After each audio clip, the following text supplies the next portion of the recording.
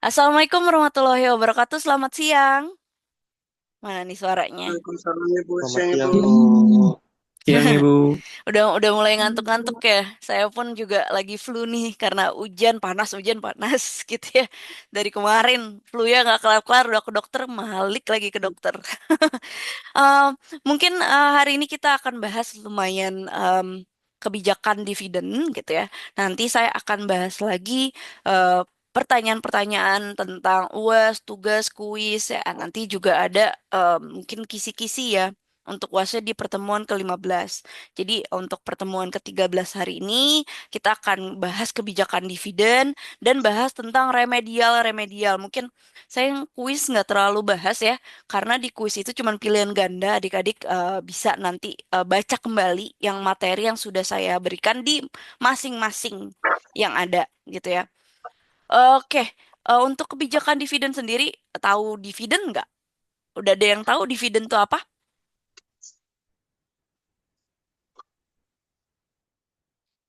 Gak Dari tahu Ibu.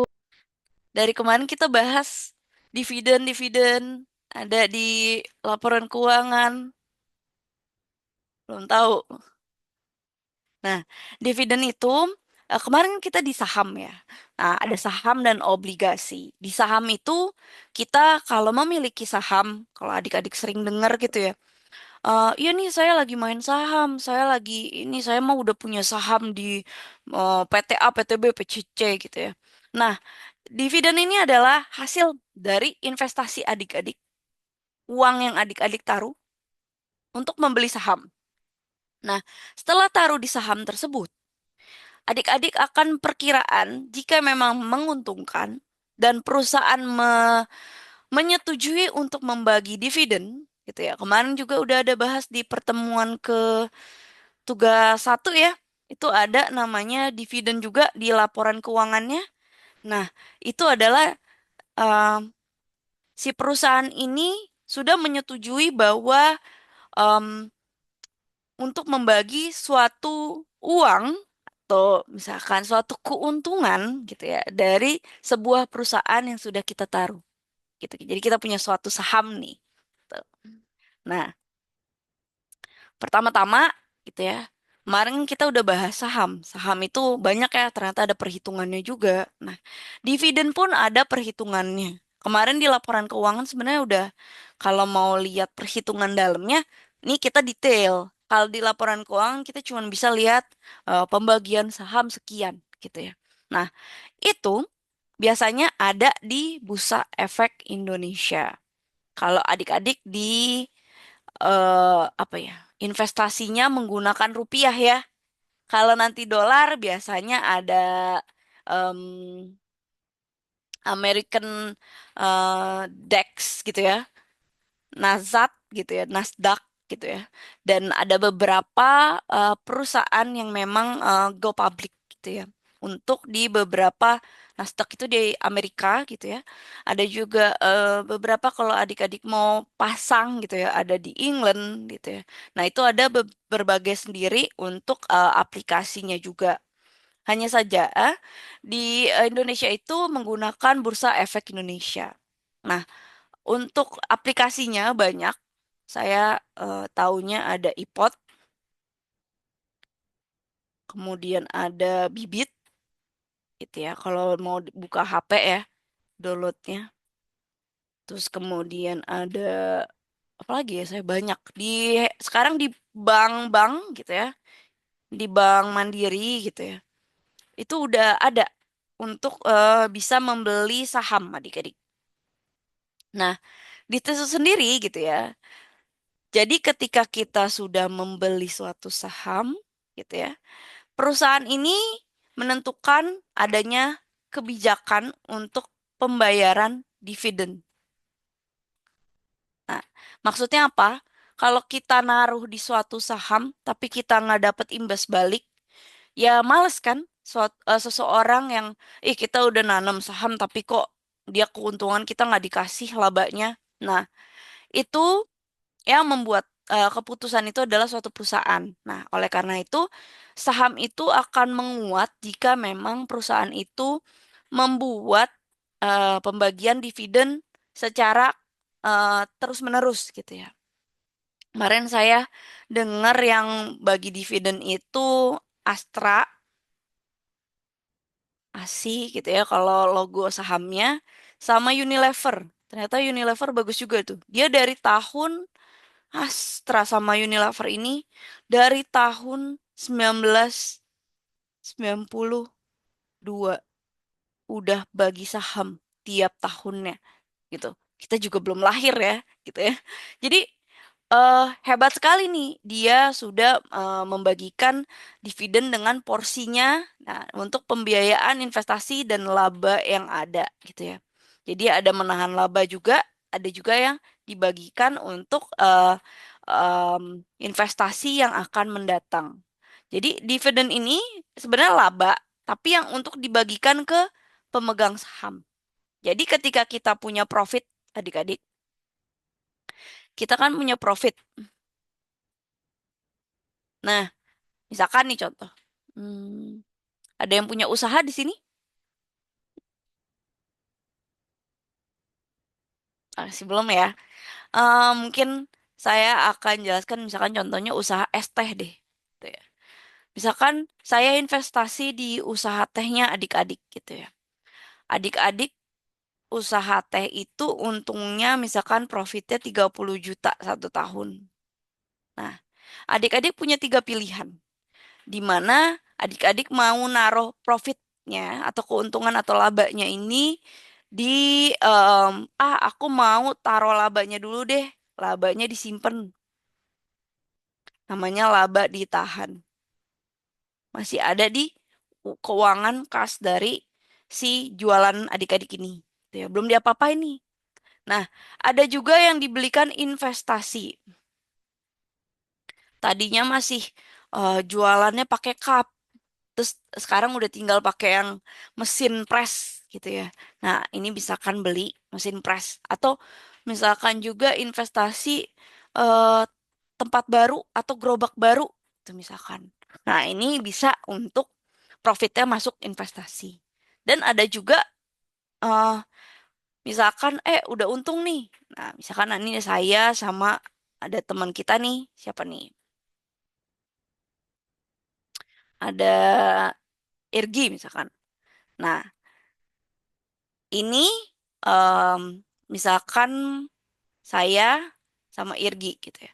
Nah, Irgi bilang, nih Bu, dividennya kita keuntungan 30 juta, labanya saya taruh 5 juta, ditahan ya Bu. Investasi kita 10 juta, sisa 15 nih Bu, gitu ya. Sisa 15 kita bagi dua. Kalau ini cuma dua orang, gitu ya. Sisa 15 juta kita bagi dua ya Bu. 7,5, 7,5 gitu ya. Atau untuk bonus karyawan. Nah, bisa masuk nanti ada lagi sampai nanti kita dapat di eh, pembagian dividen tersebut gitu. Jadi memang dari suatu perusahaan itu tergantung dari kebijakan kalau ini dua orang ya. Biasanya kalau udah terbuka itu rata-rata ribuan yang pegang atau bahkan jutaan orang yang pegang untuk mendapatkan suatu dividen tersebut gitu ya. Jadi ada pertumbuhan di masa mendatang juga gitu ya untuk si saham tersebut. Jadi nggak cuman kita pegang saham stay aja, misalkan ini saham. Nah, kita ada yang pembelian sama ada dividen. Sorry. Ini dividen, ini kita harga gitu ya, harga beli, harga jual deh, jual beli.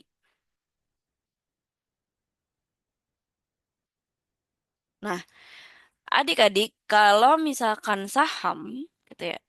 Nah, kita kan udah dapat dividen. Nah, tapi misalkan kita juga beli harga saham di awal itu cuman 500 perak. Nah, tiba-tiba besok sahamnya naik jadi 1.000. Nah, ini adalah adanya kenaikan dari saham tersebut gitu. Jadi adik-adik bisa naik juga untuk investasinya. Tapi karena ini high risk, bisa aja adik-adik invest 500 tapi tiba-tiba jadi tekan 200. Jadi bisa rugi juga. Nah, jadi seperti itu. Makanya dibilang eh, saham ini konsepnya high risk ya yang kemarin. Nah, untuk dividen sendiri gitu ya. Dibagiin di perusahaan ini kita ditahan untuk membagi, ada yang laba ditahan tadi, ada yang untuk investasi dan ada untuk pembagian dividen.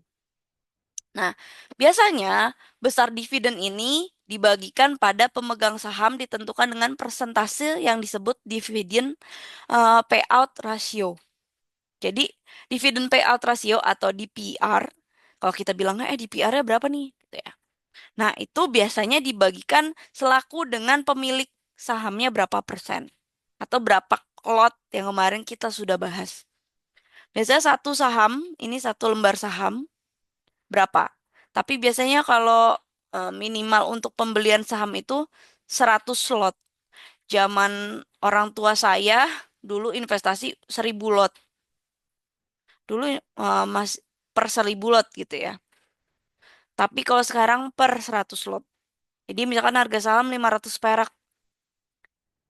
Berarti 100 lotnya adalah 50.000 gitu ya. Jadi bisa aja segitu. Atau 500.000. 50.000.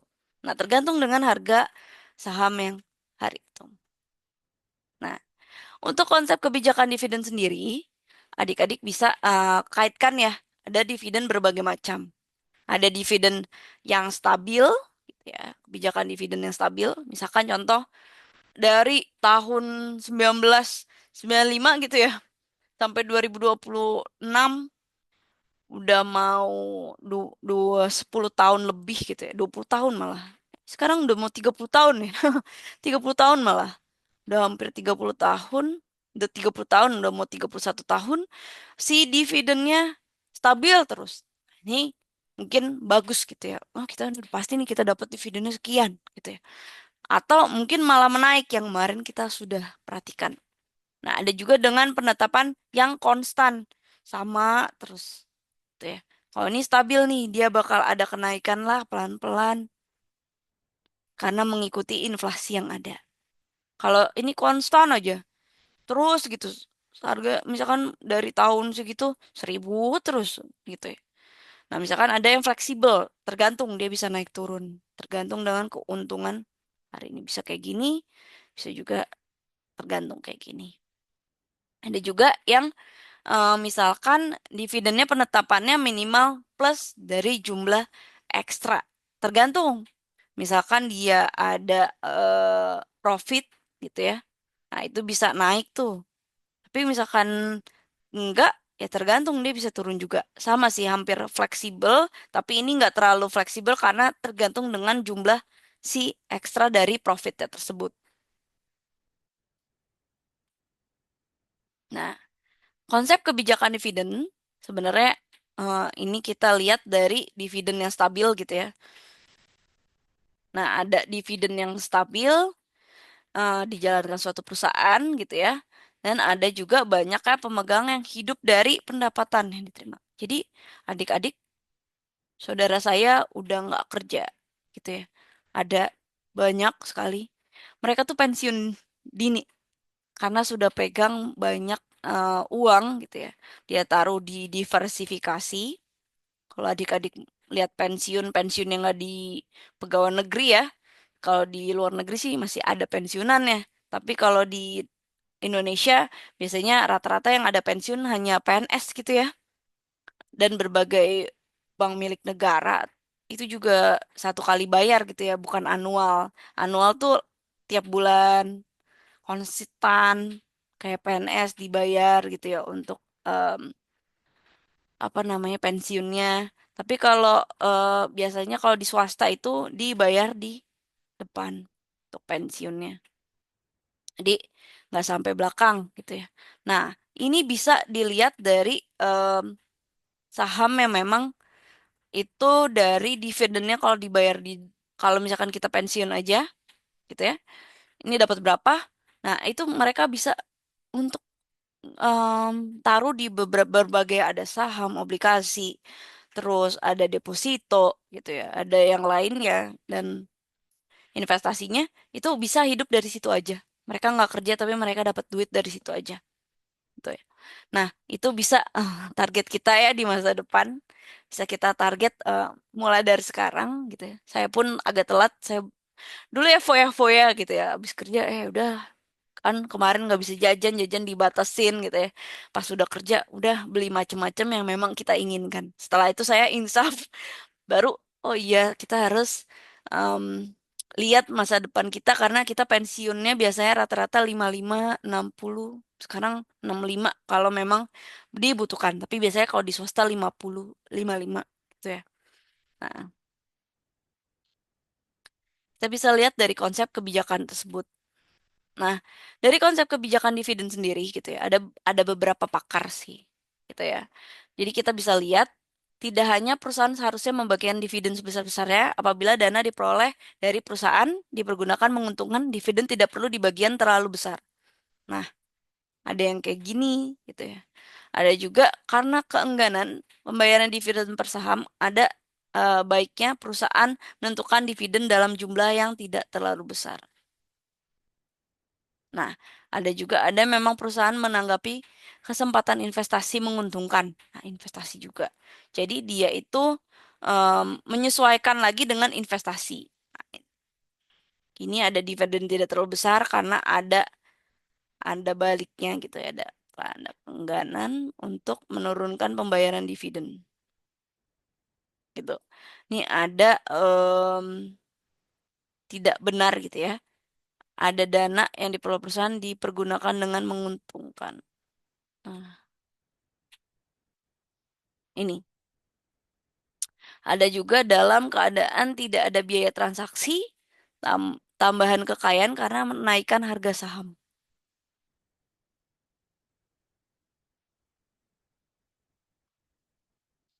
Nah, untuk dengan menarik tambahan kekayaan karena menerima dividen. Nah, ada juga untuk dalam keadaan pemodal membayar pajak penghasilan, pertimbangan antara menerima dividen. Nah, jadi nggak hanya itu, ada beberapa faktor tadi ya, nggak cuman untuk investasi, nggak cuman untuk apa nambah untuk dana ditahan, ada juga dia nggak boleh nih untuk eh, juga dikurangi dengan pajak penghasilan gitu ya. Nah, itu juga tergantung dengan dividen yang ada. Bisa juga dividen yang tidak bisa ditunda, ada juga dividen yang tidak dibagikan.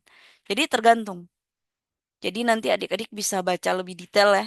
Saya nggak terlalu em, banyak ini dan bisa detailin untuk memperoleh laba tersebut gitu ya. Jadi memang ketika memperoleh laba atau profit gitu ya, profit perusahaan itu tergantung dia mau bagiinnya gimana ketika sudah terbuka ya atau TBK.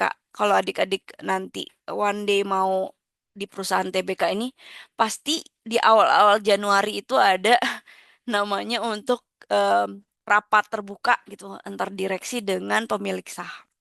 Gitu. Kalau adik-adik suka ya, saya punya BCA gitu. Saya suka tuh ikut-ikut kalau lagi diundang gitu saya ikut daftar bisa dapat tumbler Rockcycle atau Hydro gitu gratis atau beberapa vouchernya.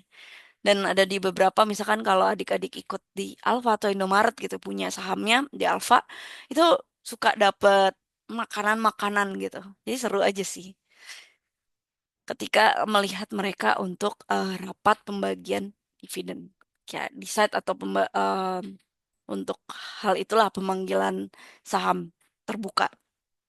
Nah, ada beberapa faktor mempengaruhi kebijakan dividen. Nah, ada em, posisi likuiditas perusahaan, jadi tergantung dengan keuangan ya. Likuiditas apa? Likuiditas hutang. Ingat ya, ada hutang, ada aset. Aktiva itu sama dengan aset, likuiditas itu adalah hutang. Kalau udah ngitung-ngitung ya, nanti kita coba cek lagi tugas satu, tugas duanya. Nah, ada juga tingkat pertumbuhan perusahaan. Ada perusahaan ini bertumbuh, gitu ya. Nah, ada juga karena lagi bertumbuh perlu dana yang besar, gitu ya. Dana. Kemudian ada pertumbuhan dana untuk membayar utang. Nah, ini berarti utang juga sebenarnya. Utang atau keuangan hutang atau juga dengan untuk membayar dana hutang. Hutang atau piutang ya nih biasanya. Nah, ada pengawasan terhadap perusahaan. Nah, ini tergantung juga nih lagi diawasi. Jadi, misalkan perusahaan dari pemerintah maksimal sekian, ada minimal sekian. Nah, itu mereka mengikuti arahan dari pemerintah sekali. Jadi, jika memang em, tergantung pemerintah lagi ya, kita baliknya pemerintah ngomong A, ya mau nggak mau pemilik perusahaan mengikuti. Jadi ketika pemerintah salah untuk besok ya kita akan bahas tentang perundang-undangan. Ketika pemerintah salah dari mengeluarkan yang menguntungkan satu dua belah pihak, akan banyak pengaruh terhadap suatu perusahaan. Nah, ini ada faktor-faktor mempengaruhi kebijakan dividen, gitu ya. Ada juga posisi likuiditas perusahaan nih, nanti bisa baca ada di buku ya sebenarnya. Jadi mempengaruhi dengan keuangan jangka pendek dan jangka panjang gitu ya. Jadi pertimbangannya keputusan besar untuk kepada pemegang saham. Jadi menetapkan dividen yang akan dibagikan kepada pemegang saham. Nah, ini misalkan likuiditasnya itu semakin besar, kemampuannya untuk membayar dividen. Jadi ketika kita lihat kas sama liquid di tas gitu ya, itu kasnya kita semakin banyak, kasnya juga keuntungannya semakin banyak, paymentnya kita udah hitung aktivanya, itu ternyata pendapatannya banyak nih untuk keuntungannya. Nah, itu kita bisa juga membayar dividennya semakin besar. Ada dana juga untuk membayar utang tadi ya. Tingkat pertumbuhan perusahaan semakin meningkat, pengawasan terhadap perusahaan, nah, misalkan ada ekspansi atau ada pemerintah gitu ya, tentuan dari pemerintah. Nah, ada teori-teori kebijakan dividen gitu ya. Ada teori ketidakrelevanan dividen, ada bird in hand gitu ya. Nah, ini bisa dilihat aja ya teorinya bahwa dividen tidak dapat mempengaruhi nilai perusahaan. Jadi, kebijakan dividen tidak dapat mempengaruhi nilai perusahaan, di mana nilai perusahaan hanya ditentukan dari profitabilitas aset dan kompetensi manajemen perusahaan. Jadi, teori ketidakrelevanan dividen itu adalah kebijakan dividen tidak dapat mempengaruhi nilai perusahaan dari ditentukan oleh profitabilitas aset perusahaan dan kompetensi perusahaan. Nah, teori bird in the hand gitu ya. Nah, ini biasanya ekuitas adik-adik, equity atau nilai perusahaan yang akan turun apabila rasio pembayaran dividen dinaikkan. Jadi misalkan ekuitas kita dari pendapatan laba itu ya, itu naik tapi ternyata turun gitu ya nilainya. Nah, itu pembayaran dividen malah dinaikkan malah aneh gitu. Jadi kita bisa lihat bandingan dari si para investor sendiri juga. Ada residual dividend policy, misalkan sisa. Jadi kita dari semuanya itu baru kita sisakan baru ke pembagian dividen. Ada signaling theory, jadi di mana calon investor itu high risk nih. Jadi di mana persepsi untuk kesempatan investasi yang tinggi. Jadi kira-kira baru IPO gitu ya, baru baru terbuka nih kita udah invest tapi ke kita belum dapat laporan keuangannya. Nah, itu biasanya signal teori. Jadi kita risiko tinggi di situ. Kita belum tahu baru IPO gitu ya. Kalau adik-adik search itu baru sahamnya baru perusahaannya TBK, tiba-tiba dia kita beli gitu ya. Nah, kita nggak tahu tuh laporan keuangannya sebenarnya gimana. Nah, agensi teori gitu ya, biasanya isu bidang keuangan. Jadi dia punya kayak tadi ya saya bilang ada beberapa bank sekarang udah buka untuk agensi untuk pembelian, em, tapi bisa juga adanya timbul akibat perbedaan kepentingan. Jadi misalkan kalau adik-adik nonton film Korea gitu ya, ada film bule gitu, ada yang dia kerja di agen saham itu mereka itu bisa mempengaruhi keuntungan yang banyak gitu ya. Itu sangat salah ketika kita kerjasama sama bandar, gitu ya. Eh, jadi bandar langsung tanya sama si agennya, karena kan kita nggak boleh tahu gitu ya untuk harganya. Cepet-cepet dong taruhin. Nah, sedangkan itu menunggu. Gitu. Jadi kita eh, itu ada perbedaan kepentingan gitu ya. Jadi dividen ini dijadikan alat meminimalisir biaya agensi. Jadi ketika kita jual beli itu ada biaya agensinya, adik-adik. Nah, ada expectation theory. Nah, itu mengatakan bahwa pasar saham ini memiliki harapan masing-masing. Jadi memang besarnya dividen akan dibayarkan dipengaruhi oleh faktor-faktor internal perusahaan. Ya itu tergantung perusahaannya. Kalau lagi bagus ya oke, kalau keuntungan, terus kalau misalkan lagi rugi ya nggak ada dividen, bahkan dividen kecil atau bahkan nggak ada dividennya. Nah, ini ada aspek-aspek kebijakan dividen ya. Nanti kita bisa hitung. Kalau adik-adik udah buka aplikasi beberapa gitu ya, namanya nanti ada stok dividen nih gitu ya. Ada dividen saham, ada stok split. Awal-awal saya buka saham, opo iki stok split, ora paham gitu ya. Apa ini repurchase of stock? Apa ini reverse split? Apa ini right issue gitu ya. Nah, ini kalau kita Indonesiain ya, dividen saham, pemecahan saham, pembelian kembali saham, repurchase gitu ya, pengurangan jumlah lembar saham, dan penerbitan hak. Nah, itu kita bisa tahu biasanya kalau ini ada right issue. Kenapa nih? Kenapa nih gitu ya? Saya ada pengumuman sesuatu atau mau ada pembagian gitu ya. Ada nanti setelah right issue kok saya paling sering itu udah wah dividen nih gitu ya. Atau mungkin stock split. Nah, tadi harganya mungkin si sahamnya itu kemahalan, tiba-tiba nanti dia akan dibagi menjadi dua gitu. Misalkan harga sahamnya dari 1.000 jadi 500. Jadi kita punyanya tadi satu saham, lembar saham, satu lot gitu ya. Tadinya kita punya satu lot jadi dua lot. Nah, ini bisa gitu. Nah, kemudian ada reverse split. Nah, ini tadinya saham di pasar itu ada 1 juta misalkan. Nah, dikurangi misalkan jadi 800.000 gitu. Itu tergantung dengan kebijakan perusahaannya. Repurchase of stock gitu ya. Nah, ini contoh juga, misalkan ada 1 juta saham, lembar saham, si perusahaan tadinya di pasar itu, misalkan di perusahaannya punya 400.000 gitu ya. Nah, perusahaan beli lagi jadi 500.000. Itu biasanya perusahaan beli lagi. Pembelian kembali saham dari pasar. Nah, ini kita ada hitung-hitungannya. Em, Dividen saham atau stok dividen gitu ya. Nah, biasanya contoh nih, kita asumsikan price earning ratio atau PER gitu ya, kita bilang PER, PER, PR atau price earning ratio. Kemarin juga kita udah lihat ya, ada risiko perusahaan yang tidak bisa diubah. Misalkan contoh, labanya 3 M. Terus kemudian saham beredar 2.400 per lembar. Laba per sahamnya itu 1.250.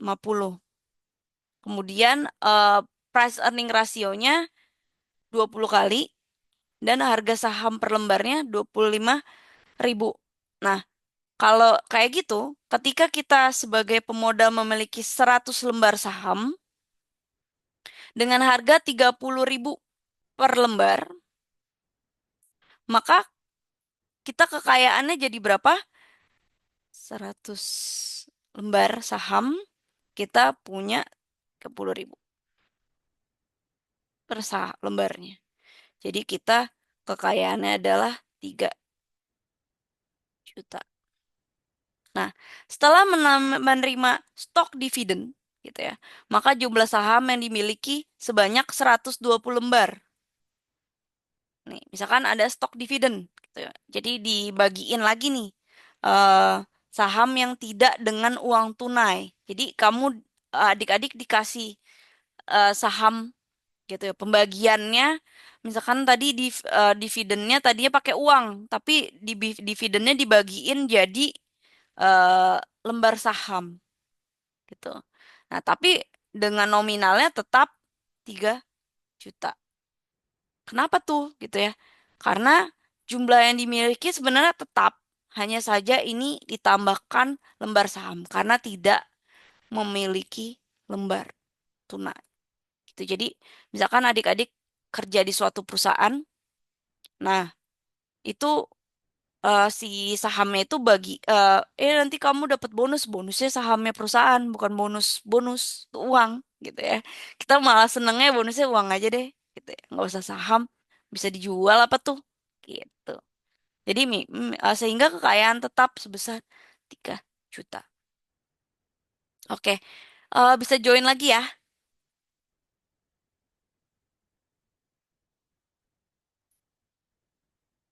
join lagi ya adik-adik.